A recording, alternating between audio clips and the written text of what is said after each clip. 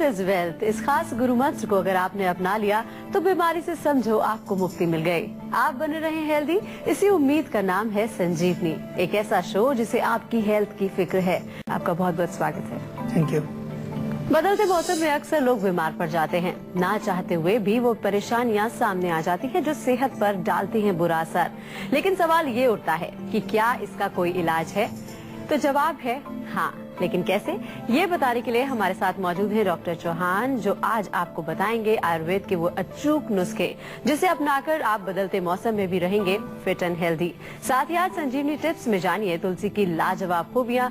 लेकिन सबसे पहले आइए जान लेते हैं कि आखिर क्यों बदलते मौसम में हो जाती है सेहत खराब। तो चलिए अब डॉक्टर साहब से जान लेते हैं कि आखिर क्यों बदलते मौसम में अक्सर लोग बीमार पड़ जाते हैं। आयुर्वेद में इसके बारे में क्या कुछ लिखा गया है? जी देखिए, बदलता मौसम यानी कि हमारे शरीर में जो बेसिक हमारे जो कॉन्स्टिट्यूएंट्स हैं, जिनको हम धातु बोलते हैं आयुर्वेद में, हमारी जो टिश्यूज हैं, उनको थोड़ी सी जो है उनमें एक तरह की अस्थिरता आती है, दे आर नॉट स्टेबल, तो अनस्टेबल होते हैं। इसी प्रकार से जो हमारे दोष होते हैं जो कि रोगों को पैदा करते हैं, वात, पित्त और कफ, जिनका जिक्र हम बार बार करते हैं, वो भी थोड़े से अनस्टेबल होते हैं। और हमारे शरीर की जो इम्यूनिटी पावर है, रोगों से लड़ने की शक्ति, वो भी थोड़ी सी अस्थिर होती है, कमजोर होती है उन दिनों में। तो इसलिए होता क्या है कि इन दिनों में यदि हम कुछ खास एहतियात ना रखें तो बड़ा आसानी से कुछ न कुछ रोग हमें आ सकता है, डिपेंडिंग ऑन कौन सा सीजन है।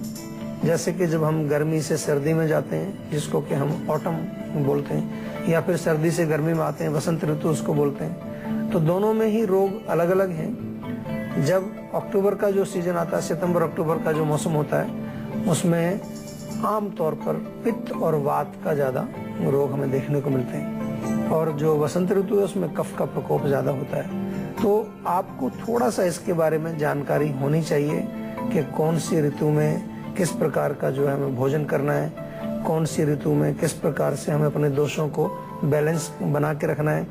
और मुख्य रूप से चेंज ऑफ सीजन की जो हम आज बात कर रहे हैं, उसमें हमें ये जरूर समझना चाहिए कि जब मौसम बदलता है उस समय हमारी जो शक्ति शरीर की थोड़ी सी अस्थिर होती है। जैसे आप एक ठंडे एसी के कमरे में हों तो हम कहते हैं कि एकदम से गर्म उसमें नहीं जाना चाहिए, एकदम बाहर धूप में नहीं निकल जाना चाहिए, या कई बार आप बाहर बहुत तेज गर्मी से आते हैं तो ये कहा जाता है कि एकदम से बहुत ठंडा पानी नहीं पीना चाहिए। थोड़ा सा शरीर को टाइम चाहिए होता है। इसी तरह से जब हम एक मौसम में हमारा शरीर एडजस्टेड होता है, गर्मी में एडजस्टेड है, और जब सर्दियां आती है तो उसको थोड़ा सा टाइम चाहिए होता है, जिसको कि ऋतु संधि, यानी दो ऋतुओं के बीच का जो एक टाइम है, 15-20 दिन का टाइम होता है, उसको ऋतु संधि कहा जाता है। इसमें कुछ विशेष ध्यान हमको रखना चाहिए खाने पीने का, यानी कि ऐसी चीजें ना खाएं जो बहुत देर से पचती हैं, या जिनसे जो है किसी प्रकार का आम हमारे शरीर में बने, उसका थोड़ा ध्यान रखना चाहिए।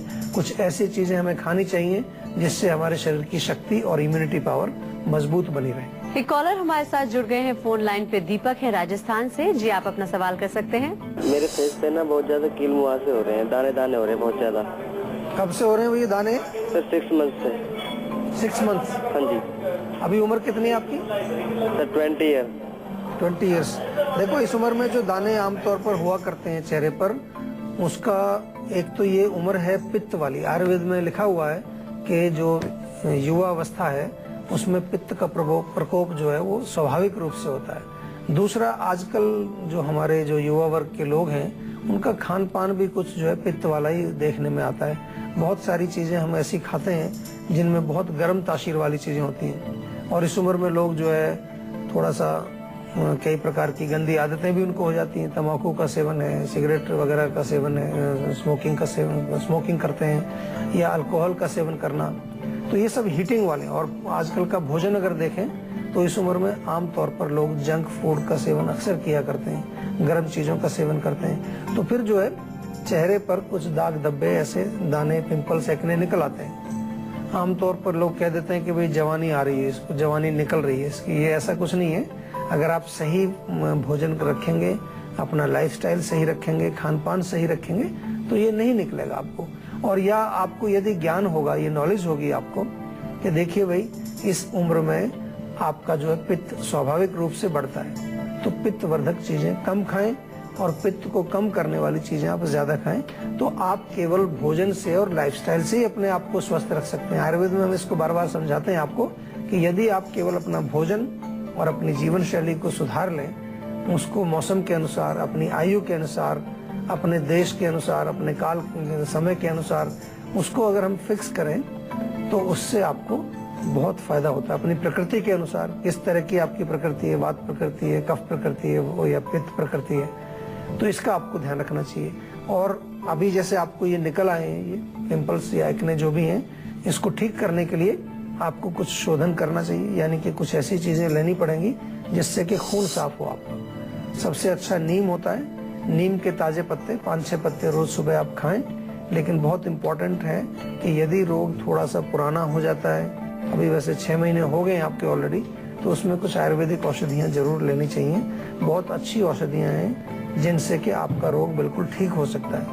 अधिकतर लोग इसमें कुछ बाहर की क्रीम वगैरह कुछ लगाते रहते हैं या कभी कोई ऐसी चीज लगा ली स्किन पर लोकल, लेकिन कॉज अंदर है उसका, और कॉज को ठीक करने के लिए आपको इंटरनल मेडिसिन ही कुछ लेनी चाहिए। एक और कॉलर हमारे साथ जुड़ गए हैं शशि भोपाल से। जी शशि, आप अपना सवाल कर सकते हैं। डॉक्टर साहब नमस्कार। नमस्कार जी। डॉक्टर साहब, एक बड़ी परेशानी ये है कि मैं काफी मानसिक तनाव से गुजर रहा हूँ पिछले 2 साल से जी। एक तो फैमिली का तनाव है, दूसरा ऑफिस का तनाव है, दूसरा फाइनेंशियल स्टेटस मतलब अच्छा नहीं है कुछ जी। और नई नई शादी हुई है तो वो बड़ा मुश्किल हो रहा है एडजस्टमेंट करने में। बड़ा परेशान हूँ। साइकियाट्रिस्ट से मेरा इलाज चल रहा है, तो उसमें कुछ उपचार बताएं। मैं अपने स्ट्रेस लेवल को कैसे क्या करूँ, समझ में नहीं आ रहा कुछ। देखिए, आपको जहाँ तक मैं समझता हूँ कि साइकेट्रिक दवाइयों की आवश्यकता उतनी नहीं है। देखिए, सबसे पहले समझना चाहिए कि प्रॉब्लम का कारण कहाँ है। कारण आपने बताया कि फाइनेंशियल प्रॉब्लम है, जॉब की प्रॉब्लम है, घर की प्रॉब्लम है, तो ये प्रॉब्लम आपके अंदर नहीं है। इसमें कोई ज्यादा आपको औषधि लेने की जरूरत नहीं है। आपको केवल ताकत की जरूरत है जो आप इन प्रेशर्स को हैंडल कर सकें। प्रेशर तो रहेंगे, आज हम जिस दुनिया में रह रहे हैं वहाँ पर स्ट्रेस और हमारे जो और अन्य प्रकार के जो दबाव हमारे साथ हैं वो बने हुए हैं।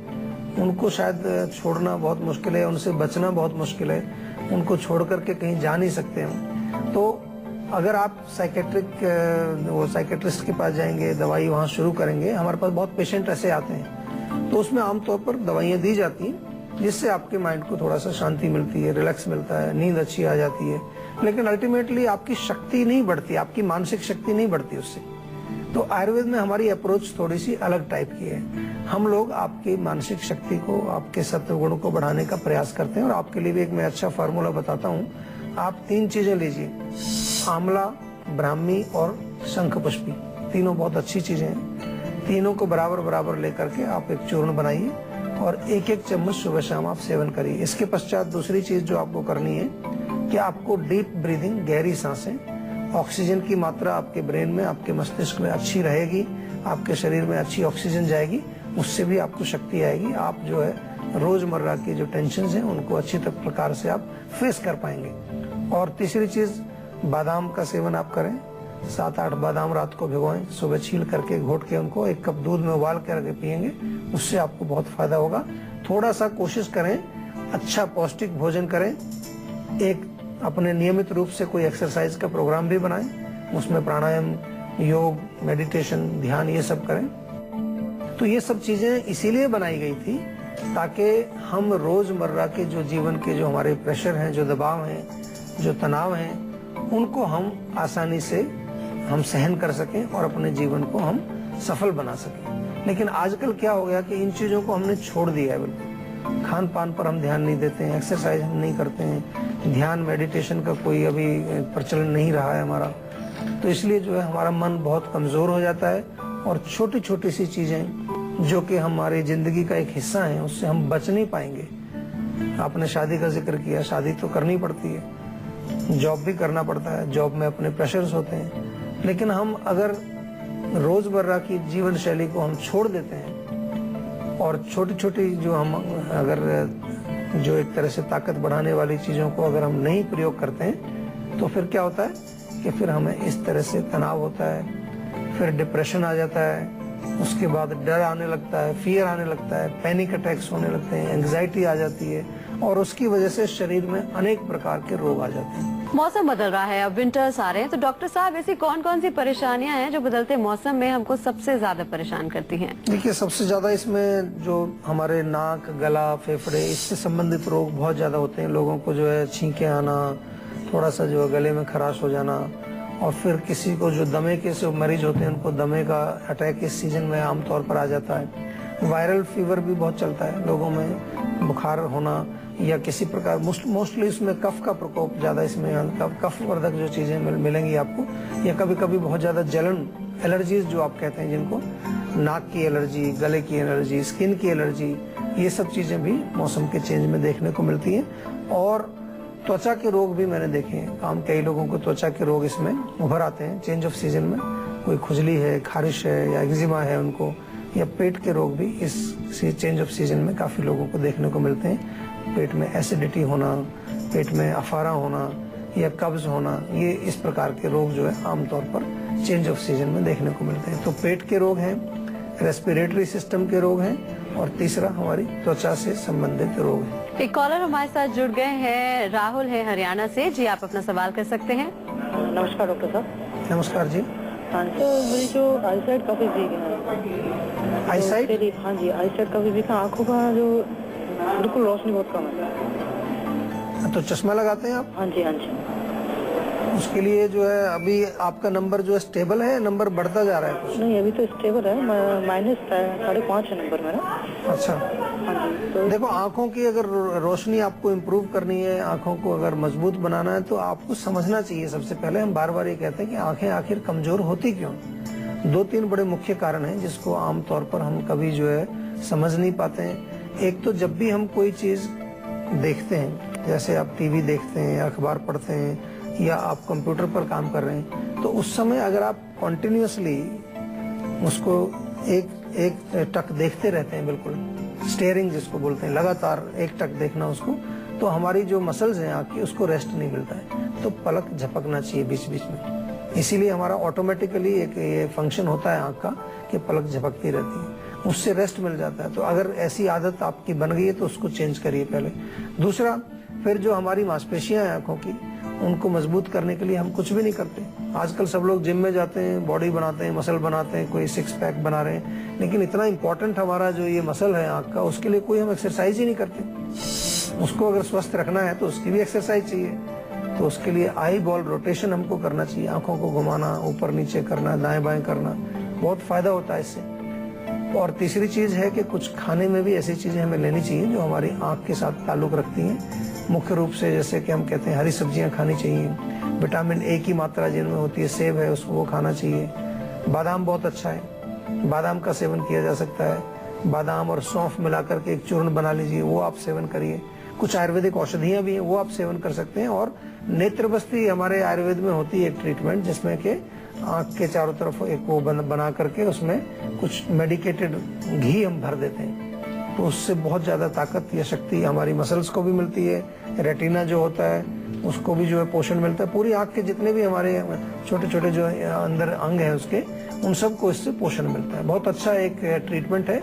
तो आयुर्वेदिक सेंटर में कहीं पर भी आप जाएं तो कभी 2-3 दिन लगातार करा लें, महीने में 1-आध बार भी करा लें, तो उससे बहुत फायदा होगा। तो चलिए अब बात कर लेते हैं आज की संजीवनी की, जिसमें डॉक्टर साहब आपको बताएंगे बदलते मौसम में फिट रहने की संजीवनी। तो डॉक्टर साहब, क्या है आज की संजीवनी? देखिए, अगर मौसम बदल रहा है तो सबसे पहले आप एक चीज का ध्यान रखिए कि अपने शरीर में जो आपको कपड़े पहनने हैं, जो आपका बाहर का जो वातावरण है, जो टेम्परेचर है, मौसम बदलने लगता है। हमारा एसी अभी उतनी टेम्परेचर पर चल रहा होता है, रात को बहुत ठंडे उसमें हम रहते हैं, ऑफिस में भी एसी चलते रहते हैं, इसमें थोड़ा सा ध्यान रखना चाहिए। और अगर आपकी ऐसी मजबूरी है कि आप ऐसे कहीं जगह पर काम कर रहे हैं कि जहां आप उसको कंट्रोल नहीं कर पाते, तो कम से कम कुछ गर्म चीजें पीना शुरू करें। गर्म पानी में थोड़ा अदरक उबाल करके आप पी सकते हैं, या फिर जो है आप एक चूर्ण बना लीजिए, सौंठ, काली मिर्च, पिपली, वो आप बना करके सुबह शाम आधा चम्मच उसका सेवन कर सकते हैं। शक्ति बढ़ाने के लिए, अपनी इम्यूनिटी पावर बढ़ाने के लिए च्यवनप्राश का सेवन आप कर सकते हैं, बहुत बढ़िया है। तुलसी के पत्ते, लौंग, ताजा अदरक, ये एक गर्म पानी में थोड़ा थोड़ा डाल के उबाल लें और उसमें थोड़ा शहद मिला करके आप दिन में 2-3 बार पियेंगे, उससे भी बहुत फर्क पड़ेगा। आंवला ताजा मिलता है तो 2 आंवले रोज आप थोड़ा कद्दूकस करें, उसमें 1 चम्मच शहद मिला करके ये खाएं। तो ये छोटी छोटी सी चीजें आप करेंगे, बहुत मुश्किल काम नहीं है, कर सकते हैं। और ज्यादा कुछ इसमें कॉम्प्लिकेशन भी नहीं है, कोई ऐसा काम नहीं है कि आपको करने में कोई कठिनाई होगी उसको, लेकिन आपको फायदा बहुत हो जाएगा उससे। आपके शरीर की शक्ति बढ़ेगी, आपकी जो चेंज ऑफ सीजन में जो प्रॉब्लम्स होती हैं वो आपको नहीं होंगी, आपकी जो दोषों की स्थिति ठीक बनेगी, आपके धातु ठीक रहेंगे और आपको रोग नहीं आएंगे। बात कर लेते हैं संजीवनी टिप्स की, जिसमें डॉक्टर साहब आपको बताएंगे तुलसी के औषधीय गुण। तो चलिए डॉक्टर साहब जल्दी से बता दीजिए हमारे दर्शकों को क्या है औषधीय गुण। देखिए, तुलसी तो आपको सभी को मालूम होगा कि तुलसी में बहुत सारे औषधीय गुण हैं, गुणों का भंडार है तुलसी। और खास तौर पर कई प्रकार के तत्व उसमें पाए जाते हैं और कई संस्थानों पर, कई सिस्टम्स पर अच्छा काम करती है। खांसी जुकाम नज़ला वगैरह हो जाता है, उसके लिए आप आमतौर पर आपने देखा होगा कि भाई बोलते हैं तुलसी के पत्ते उबाल करके थोड़ा अदरक डाल करके काढ़ा बना लो, शहद मिला के उसको पियो, उससे आराम मिलेगा। लेकिन तुलसी जो है कोलेस्ट्रॉल को भी कम करती है और हार्ट के लिए भी बहुत अच्छा है। तो 1 चम्मच तुलसी का रस आप रोज पिए, उससे आपको बहुत फर्क पड़ेगा। इसी प्रकार से अगर आपको खारिश खुजली हुई है शरीर में कहीं, तो तुलसी के पत्ते और नीम के पत्ते मिला करके पीस करके आप वहाँ लेप लगाएं, उससे आपको बहुत रिलीफ मिलता है। मानसिक तनाव, जो कि आजकल के युग में बहुत कॉमन प्रॉब्लम है, मानसिक तनाव को भी कम करती है तुलसी। ऐसे तत्व उसमें पाए जाते हैं कि जो हमारे ब्रेन के केमिकल्स को बैलेंस करते हैं। तो 5-6 पत्ते रोज तुलसी के आप सेवन करें, उनको पीस करके शहद में मिला के चाट लें, उससे आपको बहुत फर्क पड़ेगा। और दमे के जो मरीज हैं, जिनको अस्थमा है, वो भी लौंग, काली मिर्च, तुलसी उबाल करके पानी में और उसमें थोड़ा सा सेंधा नमक मिला करके वो आप गरम गरम पिए, उससे आपको रिलीफ मिलेगा। तो डॉक्टर साहब इतनी सारी जानकारी देने के लिए हमारे दर्शकों को बहुत बहुत शुक्रिया। Thank you.